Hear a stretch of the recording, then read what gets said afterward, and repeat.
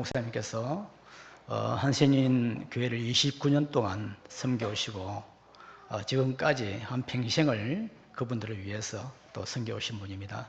하만의 여명교회를 목회하고 계시는데요. 정문기 목사님을 소개해드리겠습니다. 나오실 때 할렐루야, 할렐루야 하시면서 반기겠습니다.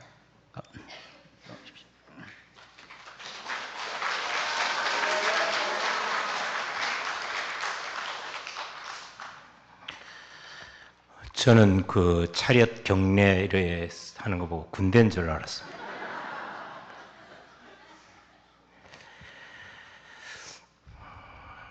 교회에 나오면 제일 많이 듣는 말 중에 하나가 영성이라는 말입니다. 영성이란 말을 글자 그대로 풀이하면 영적인 성품 또는 영적인 성격, 그런 뜻입니다. 그런데 이 영성을 오해하는 성도들이 있습니다. 영성이 무엇입니까? 하고 물으면 큰 소리로 방언을 하고 예언을 하고 뜨겁게 몸을 흔들면서 기도하는 것이 영성이 뜨거운 것이다. 저는 고신 목사이지만 방언의 은사도 받고 여러 가지 영적인 싸움도 하고 귀신 들린 사람과 싸움을 해서 귀신을 쫓아내본 경험도 있지만 그것이 저는 영성의 전부가 아니라고 생각합니다. 영성이 뭐냐? 영성은 존재의 변화에서부터 시작이 됩니다. 예수님을 나의 구주로 믿고 내 마음의 주님으로 모실 때 마음으로 믿으면 영이신 예수님이 내 영에 결합하도록 내 안에 들어오십니다. 이건 우리의 말로는 설명할 길이 없습니다. 그리고 우리가 입으로 예수님은 내 구주이십니다 라고 고백할 때 예수님이 내 안에, 내가 예수님 안에 있는 영적인 결합이 이루어지고 일치가 이루어집니다. 바울 사도는 이 일을 가리켜서 갈라디아서 2장 20절에서 내가 그리스도와 함께 십자가에 못 박혔나니 그런즉 이제는 내가 사는 것이 아니요 오직 내 안에 그리스도께서 사시는 것이라. 이제 내가 육체 가운데 사는 것은 나를 사랑하사 나를 위하여 자기 자신을 버리신 하나님의 아들을 믿는 믿음 안에서 사는 것이라고 그렇게 고백을 했습니다. 그리스도인이라는 것은 예수님과 내가 하나를 이루는 그리스도와 인이 합해진 말입니다. 이 고백이 우리의 고백이 되어야만 마산영광 침례교회의 고백이 되어져야 여러분이 그리스도인의 영성으로 살아갈 수 있습니다. 그리스도인이 되어야 그리스도인의 영성으로 살아갈 수 있습니다. 그래서 제가 여러분에게 묻습니다. 가장 초보적인 질문이지만 묻습니다. 예수 믿습니까? 그리스도인이 되셨습니까? 바리새인이요 공회원인 니고데모가 밤에 예수님을 찾아왔습니다. 니고데모는 자신의 신앙에 대해서 추호도 의심하지 않았습니다. 자기는 누구보다 하나님을 잘 믿고 성경을 잘 아는 신앙인이 되었다라는 데 대해서 자부심을 가지고 있었습니다. 그러나 예수님이 보시기에 니고데모는 하나님을 믿는 사람이 아니었습니다. 그리스도인이 아니었습니다. 종교 생활하는 익숙한데 신앙인이 아니었습니다. 그래서 예수님은 무엇보다 먼저 니고데모의 존재적 영성에 도전을 하셨습니다. 내가 분명히 너희에게 말하는데 네가 거듭나지 아니하면 하나님의 나라 천국을 볼 수 없다. 니고데모는 깜짝 놀랐습니다. 오랜 동안 유대인으로서 율법에 젖어왔고 종교생활에 익숙하고 안식일을 성수하고 절기를 지키고 레위기에서 말하는 제사를 잘 드리는 그가 한 번도 듣도 보다 못한 그 말을 듣고 당황했습니다. 그래서 예수님께 이렇게 말합니다. 예수님, 사람이 늙어서 어떻게 다시 날 수 있습니까? 어머니 뱃속에 들어갔다가 다시 난다는 말입니까? 그 말을 듣는 예수님께서 또 한 번 더 도전하십니다. 내가 정말 확실히 너희에게 말하지만 누구든지 물과 성령으로 나지 아니하면 천국에 들어갈 수 없다. 많은 성도들이 천국 간다는 말과 천국에 들어간다는 말을 혼돈합니다. 성경에는 천국 간다는 말이 없습니다. 전부 다 표기가 천국에 들어간다라고 되어 있습니다. 예수의 공로로만, 예수님이 보혈의 공로로 열어주신 생명길을 성령의 인도 따라 우리는 들어가는 것입니다. 그런데 거듭나지 아니하면, 존재적 영성이 우리 속에 역사하지 않으면 그 나라 볼 수 없다, 들어갈 수 없다. 예수님이 그러고 난 다음에 마지막 결정타를 날리셨습니다. 네가 성경을 잘 알고 율법학자이면서, 오늘날로 말하면 신학 교수이면서 네가 이런 것도 모르느냐. 저는 중학교에 있다가 목사로 부름받아서 교단에 있다가 왔는데, 제가 선생이었는데 선생으로서의 본을 못 보인다면 그건 거꾸로 아니겠습니까? 예수님의 말씀 앞에 니고데모는 할 말을 잃었습니다. 니고데모는 뭔가 보기 위해서 예수님께 왔는데, 예수님은 니고데모가 그리스도인이 되기를 원하셨습니다. 그리스도인이 되어야 그리스도인의 영성을 가질 수 있고 거룩하게 살아갈 수 있습니다. 그리스도인의 영성은 그리스도인이 된 사람이 그리스도인으로서 거룩하게 살게 하는 성품입니다. 그리스도를 닮고 그리스도의 마음을 품고 살아가게 하는 성품으로 여기 있어야 합니다. 여기 있는 것이 아닙니다. 오늘날 교인들이 똑똑합니다. 신학적인 지식도 있고 교리도 잘 알고 성경을 잘 합니다. 그런데 대화를 나눠보면, 여기가 차은 사람을 보면, 당신은 여기부터 배우세요. 그리스도인의 영성이라는 것은 그리스도를 위하여 살게 하는 능력이기도 합니다. 빌립보서 2장 5절에 너희 안에 이 마음을 품으라 곧 그리스도 예수의 마음이니. 에베소 5장 1, 2절에 너희는 하나님을 본받는 자가 되고 그리스도께서 너희를 사랑하신 같이 너희도 사랑 가운데서 행하라. 그리스도의 인격이 이 속에 있고 성품이 있어서 그것이 그리스도의 능력으로 드러내라 그 말입니다. 드러내라. 오늘 본문 22절과 26절에서 너희는 나의 모든 규례와 법도를 지켜 행하라. 너희는 나에게 거룩할지어다. 자, 그러면 제가 묻습니다. 누가 하나님 말씀을 지켜 행할 수 있습니까? 누가 하나님 앞에서 거룩할 수 있습니까? 목사님이 강단에서 말씀에 순종하세요, 거룩하게 사세요, 힘쓰세요 해도 안 되는 사람은 안 됩니다. 되는 사람은 됩니다. 안 되는 사람과 되는 사람의 차이가 무엇입니까? 그리스도의 존재적 영성이 그 속에서 체험된 사람, 그리스도인이 된 사람, 그리스도인의 영성을 지니고 있는 사람, 그 사람이 말씀에 순종할 수 있습니다. 말씀에 순종하고 하나님 앞에 거룩한 하나님의 백성들로 가득한 마산영광 침례교회가 되기를 축원합니다. 그래야 합니다. 사랑하는 여러분, 교리적으로 억지로 복받기 위해서 성경을 지켜 행하는 것은, 행하려고 하는 것은 율법주의입니다. 죄로 타락한 우리의 악한 본성과 성품으로는, 우리의 의지로는 모든 규례와 법도를 지켜 행할 수 없습니다. 이 모든이라는 말은 우리에게 얼마나 부담이 되는지 말씀인지 모릅니다. 그러나 하나님을 믿는 사람이 되고 그리스도인의 영성이 있으면 나는 할 수 없지만 성령님께서 하게 하시는 능력으로 할 수 있습니다.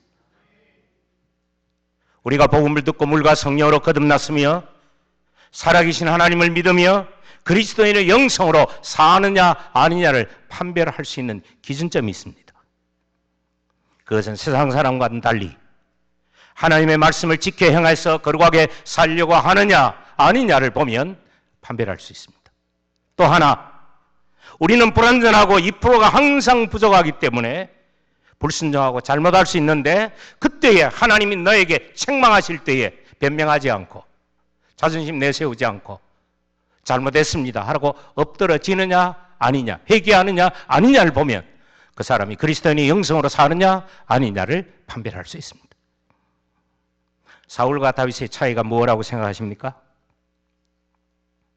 사울은 하나님의 말씀에 본질적으로 순종하지 않았습니다. 중요한 말입니다. 탐욕에 사로잡혀서 고의로 죄인 줄 알고 죄를 지었습니다. 그런 후에 사무엘 선지자에게 책망을 받자 그는 거짓말을 하고 모든 책임은 백성들에게 떠넘겼습니다. 그러나 다윗은 하나님 말씀에 순종하려고 했습니다. 비록 다윗이 초악한 죄를 저질렀지만 나단 선지자가 죄를 책망하자 바로 그 자리에서 통에 자복하며 내가 여호와께 죄를 범하였다 회개하였습니다. 사울은 하나님 두려워하지 않았습니다. 영성이 그 속에 있지 않았습니다. 다윗은 하나님을 경외했습니다. 영성이 그 속에 역사하고 있었습니다. 사랑하는 여러분, 저는 이 교회가 여기 있는 줄 저는 몰랐습니다. 하만 땅 변방에 살고 있는 사람이라서 마산 지역은 저는 잘 모릅니다. 제가 태어난 곳은 경남 통영군 한산면 추봉리 779번지입니다. 흔히 이야기하는 한산도에서 저는 태어났습니다. 자라기는 저는 부산에서 살았습니다. 교생 실습도 부산 이사벨여고에 나갔습니다. 마산은 잘 모릅니다. 여러분의 얼굴도 처음 봅니다. 손톱 나고 처음 봅니다. 근데 중요한 걸 여러분 알아야 됩니다. 사무엘상 10장 10절과 16장 13절 보면 사울과 다윗에게 동일한 성령님이 임하십니다. 그런데 두 사람의 차이가 근본적으로 다릅니다. 성령님은 우리를 인도하십니다. 성령님은 우리 가운데 역사하십니다. 때로는 바람처럼, 때로는 불처럼, 때로는 물처럼 임하셔서 역사하십니다. 사무엘상 10장 10절을 보면 하나님의 영이 사울에게 크게 임함으로 라고 말씀하는데 이 말씀이 성령님이 사울 속에 들어가서 사울의 인격을 변화시키고 사울 속에 내재하시며 역사하셨다는 뜻이 아닙니다. 그 말씀의 원문의 뜻은 뭐냐면 사울 앞에서 사울이 하나님의 일을 하도록 돌진하셨다, 이끌고 가셨다, 능력을 덧입혔다, 그런 뜻입니다. 이게 무슨 말이냐면 그때의 사울이 하나님의 일을 하도록 성령님이 강권적으로 사울을 붙드셨다, 그 뜻이다. 인격의 변화하고는 상관없이. 그러다가 성령님이 사울을 떠나셨습니다. 그 다음 일어난 일은 사울은 자기 마음대로 행합니다. 나중에는 무당까지 찾아가는 어리석은 추락의 추락을 거듭합니다. 그러나 사무엘상 16장 13절을 보면 이날 이후로 다윗이 하나님의 영에게 크게 감동되니라. 성경 표기가 사울에게는 임하니라고 말하는데 다윗에게는 크게 감동되니라. 다시 말하면 사울은 붙들기만 했고 다윗은 인격을 하나님이 뒤져놓았다는 겁니다. 죄송하지만 저는 집회를 가면 제 간증을 많이 합니다. 저는 간증거리도 많고 의사에게 3시간 동안 죽음을 경험해서 의사에게 사망선고도 받아보고 저희 어머님이 지금도 목회를 하십니다. 86이신데 우리 고신의 현직 여전도사로 한센인들과 더불어 목회하십니다. 그리고 제 여동생 둘은 사모이고 남동생은 장로이고 그래서 우리 집안은 사형제가 전부 예수 잘 믿습니다. 그런데 제가 늦게 예수님 만났습니다. 14일 동안 하나님과 저는 좀 성격이 독특한 강직한 면이 좀 있어서 좋습니다. 야곱처럼 하나님 살아계시면 보여주시고 그렇지 않으면 날 좀 낳아줘 있어. 내 뜻대로 살고 싶습니다. 저는 어릴 때부터 음악을 좋아하고 제 성대를 보면 아시겠지만 여기서 비목을 부르면 잘 부릅니다. 찬송도 저는 뜨겁게 부릅니다. 근데 14일 날 금식하고 15일째 들어가는 저녁에 하나님 앞에 굴복되었습니다. 펑펑 울면서 제가 지은 모든 죄 회개하고 저는 물과 성령으로 거듭남을 체험하였습니다. 물론 이 가운데 저처럼 급진적으로 변하는 사람도 있고 점진적으로 변하는 사람이 있기 때문에 함부로 판단할 수 없습니다. 한 가지 분명한 것은 이 속에 성령의 역사가 있다는 것입니다. 저는 그것을 경험을 하고 난 다음에 사울과 같이 쓰임받아서는 안 된다. 하나님의 영이 다윗의 속에 들어가셔서 다윗의 영을 뒤집어 놓고 다윗의 마음을 뒤집어 놓고 그의 인격을 뒤집어 놓고 그의 가치관을 뒤집어 놓고 그의 생사관을 뒤집어 놓아서 바울처럼 살아도 주를 위해 살고 죽어도 주를 위해 죽나니 사나 죽으나 주의 것이라고 고백할 수 있어야 한다는 것입니다. 그게 그리스도인입니다. 그리고 그리스도인의 영성을 가지고 있는 것입니다. 사울이 책망을 받아도 죄를 회개하지 않고 패역한 길을 간 것은 성령님이 그를 떠나시기 때문입니다. 그러나 다윗은 질적으로 보면 사울보다 훨씬 질 나쁜 죄를 짓고 오늘날로 말하면 죽어 마땅한 죄를 지어도 죄를 깨닫고 회개한 것은 성령님이 그의 마음을 아프게 하고 찔러서 회개하게 해서 그로 하여금 회개하여 회복되어지고 하나님 앞에 거룩성을 새롭게 할 수 있게 하셨기 때문입니다. 여러분 속에 성령님이 있가하십니까? 저는 여기 담임 목사님처럼 설교 잘할 만한 능력은 없습니다. 또 웃길 수 있는 재주도 저는 없습니다. 유머가 별로 없어요.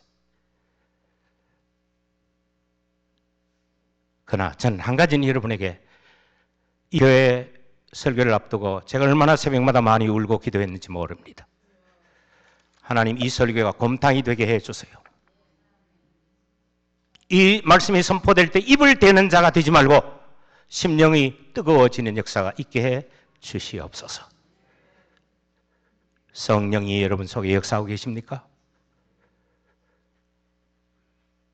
우리 안에 성령이 역사하는 것이 존재의 영성의 출발입니다. 육신을 따른 자는 육신의 일을, 영을 따른 자는 영의 일을 생각하나니 육신의 생각은 사망이요 영의 생각은 생명과 평안이니라. 만일 너희 속에 하나님의 영이 거하시면 너희가 육신에 있지 아니하고 영에 있나니 그러므로 누구든지 그리스도의 영이 없으면 그리스도의 사람이 아니라. 로마서 8장 5절, 6절, 9절 말씀인데 죄송하게 이 말은 꼭 당부해야 되겠습니다. 스스로 속으면 안 됩니다. 내가 예수 잘 믿고 있다고 생각하면 안 됩니다. 예수 잘 믿고 있다고 생각하는 게 아니고 예수 잘 믿어야 합니다. 그래야 합니다. 레위기 18장부터 20장에서 하나님이 피를 먹는 죄, 음란한 죄, 우상숭배하는 죄, 미신숭상하는 죄들을 쭉 나열하시면서 그들을 죽이라라고까지 말씀하신 다음에 세 가지를 중점적으로 이야기하십니다. 하나는 나는 여호와라 선언합니다. 여러분 저는 하나님이 참 좋은 것 중에 하나가 우리 하나님 당당합니다. 나는 여호와라. 오늘 본문 26절에도 있습니다. 나는 여호와라. 나는 내가 또 나는 나 여호와가 하나님이 나라는 말을 자꾸만 자기에 붙여서 당당하게 말씀합니다.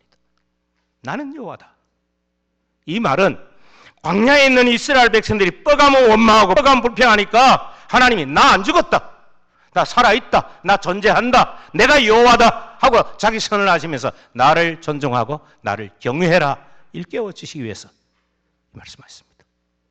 그러고 난 다음에 하나님이 나는 너희의 하나님 여호와니라 그러셨습니다.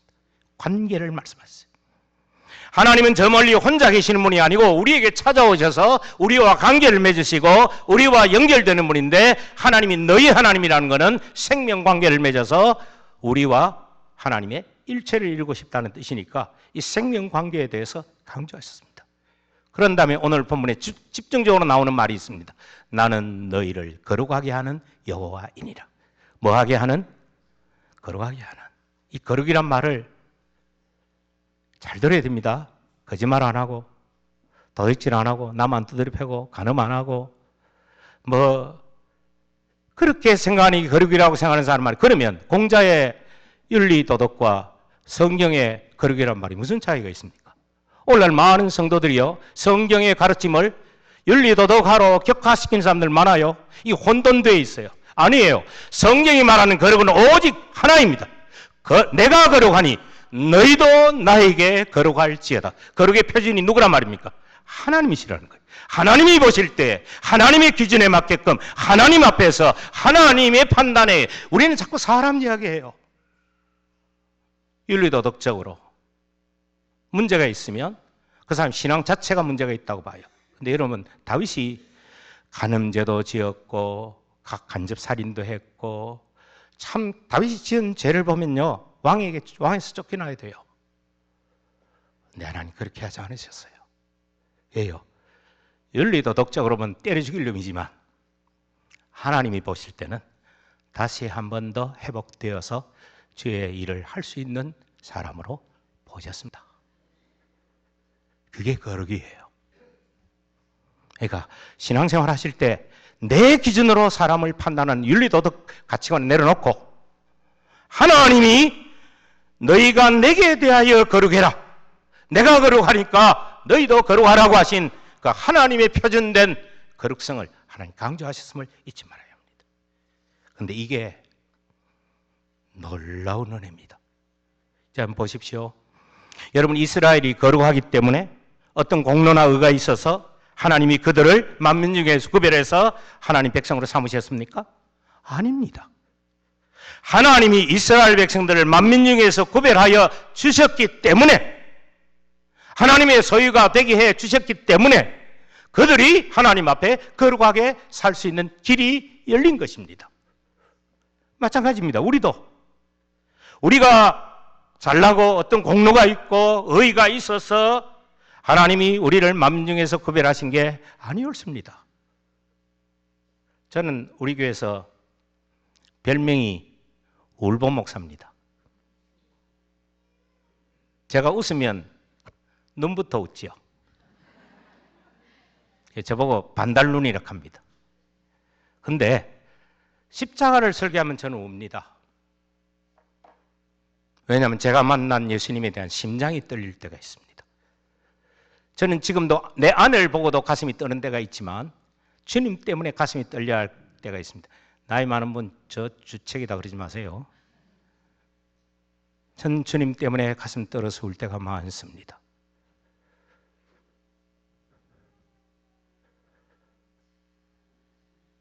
우리가 잘나서 목사 된 거 아니에요. 장로 된 거 아닙니다.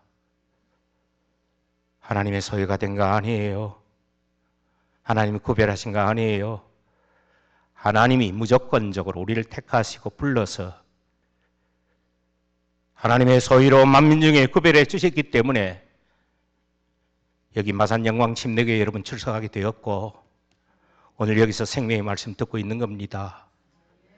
그래서 우리는 처음부터 끝까지 은혜예요. 이걸 가리켜서 그리스도인의 영성의 두 번째는 은혜의 영성입니다.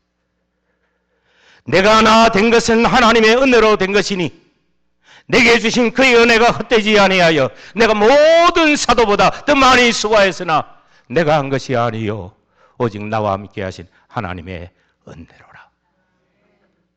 고린도전서 15장 10절은 우리에게 잘 말하고 있습니다.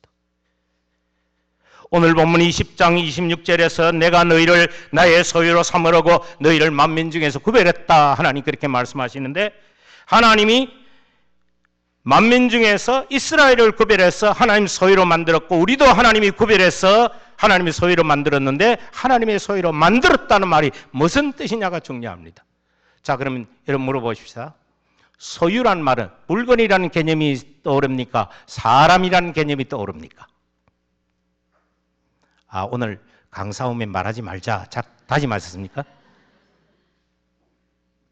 자, 소유라는 말을 들으면 물건이 먼저 떠오릅니까? 사람이 먼저 떠오릅니까?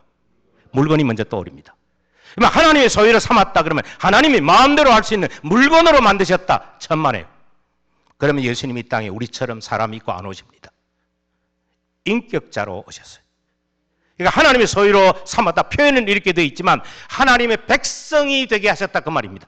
그 말을 보다 쉽게 설명하면 생명이신 하나님과 연결해서 생명관계를 맺게 하셨고 생명을 공급받게 하셨고 생명 안에 살게 하시고 생명으로 영적으로 우리가 영원히 살게 하는 게 하나님이 세상을 이처럼 사랑하사 독생자를 주셨으니 이는 그를 믿는 자마다 멸망하지 않고 영생을 얻게 하려 하심이라. 그게 소유를 삼았다. 백성 되게 하셨다라는 뜻입니다.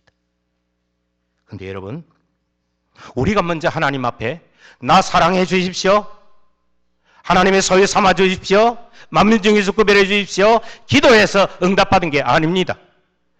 그렇게 할 수 없어요. 우리는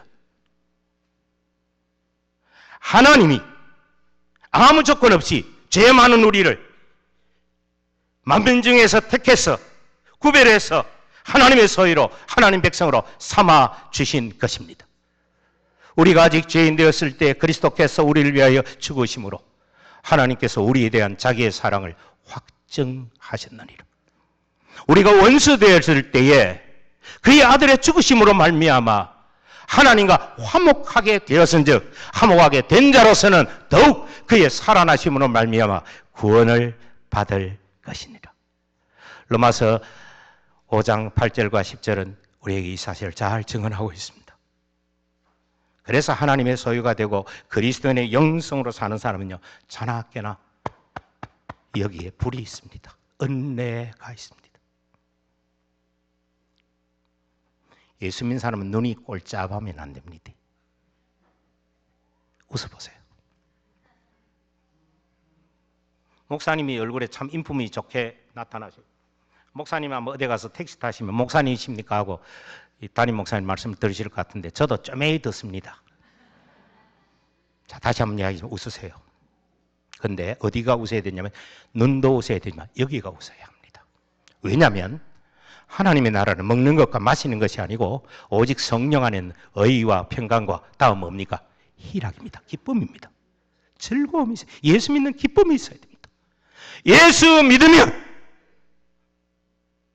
그리스도인의 영성으로 살면 내 속에 은혜의 영성이 있기 때문에 나도 모르게 찬송이 나오고 감사가 나오고 기쁨이 있고 즐거움이 있어서 장로님이십니까? 교회 다니십니까? 여러분 그런 게 가장 큰 명예입니다. 그래서 우리는 감사할 수밖에 없어요.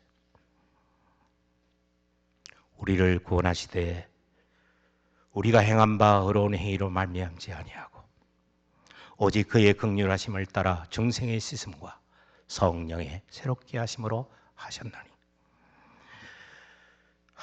우리 구주 예수 그리스도로 말미암아 우리에게 그 성령을 풍성히 부어주사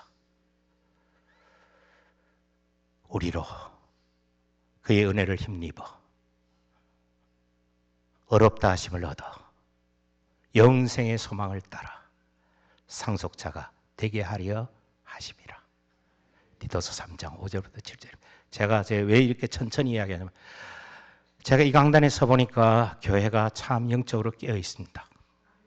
제가 부족해도 집회를 나가서 강단에 딱 서보면 교회에 어떤 사람은 어떤 교회는 제가 처음부터 끝까지 답답하고 캄캄하고 진땀이 나는 교회가 있는데 마음이 굉장히 편합니다. 목사님 목회를 잘 하신다는 거죠. 그런데 여러분 속에 은혜가 있어야 합니다. 이제 말씀을 제가 정리해 가겠습니다. 자, 그럼 이제 마지막 하나 영성이 남았습니다. 24절과 26절에 오늘 본문에 계속 흐르는 게 뭐냐면 레위기의 총 주제는 거룩입니다. 제사도 거룩, 삶도 거룩인데 심지어 내가 거룩하니 너희도 거룩할지라 라고 이야기합니다. 아까 말씀드렸지만 이건 도덕윤리에서 말하는 고상한가는 질이 다릅니다. 전혀 다릅니다. 하나님이 이스라엘을 만민 중에서 구별해서 하나님의 거룩한 백성, 거룩한 소유가 되게 하였습니다. 왜 그렇게 했냐? 우상을 숭배하는 가나안 선진민들 그 가증한 자들과는 달리 거룩하게 살게 되어 있다. 왜 거룩하게 살아야 되느냐?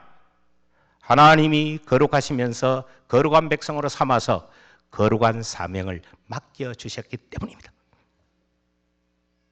세계가 다 내게 속하였나니 너희가 내 말을 잘 듣고 내 언약을 지키면 너희가 내게 대하여 모든 민족 중에서 내 소유가 되겠고 너희가 내게 대하여 제사장 나라가 되며 거룩한 백성이 되리라. 그 이유 때문에 이 출애굽기 19장 5절 6절 이 말씀이 하나님의 백성의 거룩의 정체성이고 거룩의 영성이고 거룩한 사명의 근거임을 말씀을 하고 있습니다. 하나님이 우리도 만민 중에서 구별해서 거룩하신 하나님의 소유를 삼아 주셨습니다. 그렇기 때문에 우리는 하나님의 거룩한 백성이 되었다라는 거룩한 영성을 가지고 정하고 부정한 것을 구별해야 됩니다. 25절에 있는 대로 선과 악을 분별해야 합니다. 공의와 불의를 구별해야 합니다. 거룩한 백성으로 살아야 합니다. 그리스도인은 보수와 진보에 매여서는 안 됩니다. 보수와 진보가 대한민국을 구원하는 게 아닙니다.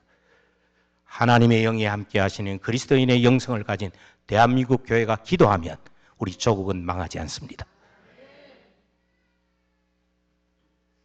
사랑하는 여러분, 우리를 하나님이 거룩한 소유, 하나님의 소유가 되게 하신 것은 세상 사람과는 달리 거룩한 영성을 가지고 하나님이 주신 그한 사명을 감당하라는 겁니다. 이 부분에 대해서 베드로 사도는 베드로전서 2장 9절에서 확실하게 이야기합니다. 너희는 택하신 족속이요 왕같은 제사장들이요 거룩한 나라요 그의 소유가 된 백성이니 이는 너희를 어두운 데서 불러내어 그의 기이한 빛에 들어가게 하신 이의 아름다운 덕을 선포하게 하려 하심이라.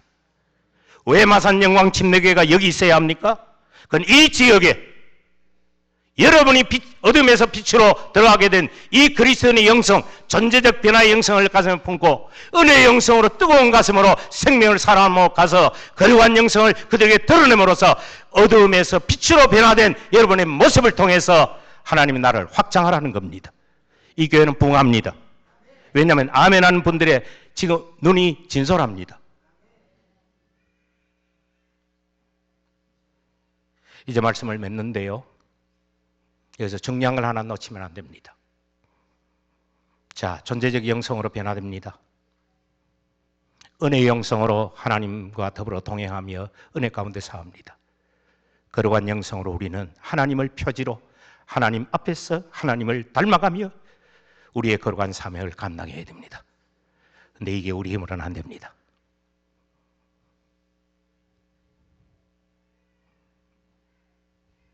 우리 힘으로는 할 수 없습니다. 그래서 디모데전서 4장 5절에 이렇게 말합니다. 하나님의 말씀과 기도로 거룩하여 짐이라. 우리의 노력과 의지로 되는 것이 아니라는 거예요.